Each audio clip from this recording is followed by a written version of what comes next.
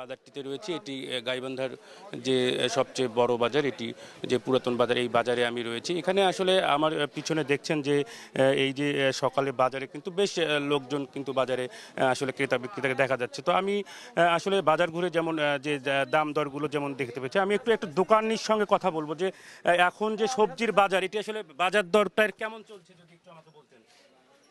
বাজার দর এখন আগের চেয়ে তো অনেকটা সহনশীল পর্যায়ে।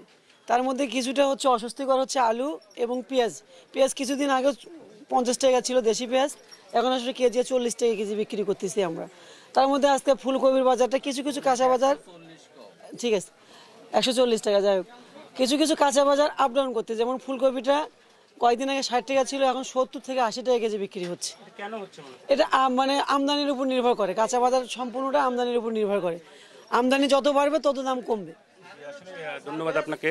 যেমনটি শুনলেন যে এই যে কাঁচা বাজারে যে আমদানি উপর নির্ভর করে কিন্তু এই এই যে দামটি নির্ধারণ করা হয়। তো আসলে আমি একটু ক্রেতার সঙ্গে একটু কথা বলতে চাই। আচ্ছা ভাই, এই যে আপনারা যে সবজির বাজার, এটি কেমন দেখছেন? এটি আপনাদের হাতের নাগালে আছে কিনা একটু যদি আমাকে বলতেন। হাতের নাগালের মধ্যে তো অবশ্যই নেই। এই কাঁচা বাজার আজকে একদম, কালকে আবার আরেক দাম দেখা যাচ্ছে। এটা সম্পূর্ণ তো আমদানির উপর। এখন গ্রাহক পর্যায়ে আমরা যারা কিনে খাচ্ছি, এদের জন্য খুব একটা বার্গেনিং হয়ে যাচ্ছে আমাদের জন্য। আসলে এই অবস্থা চলতে থাকলে একসময় আমরা নিঃস্ব হয়ে যাব, যে অবস্থা চলতেছে।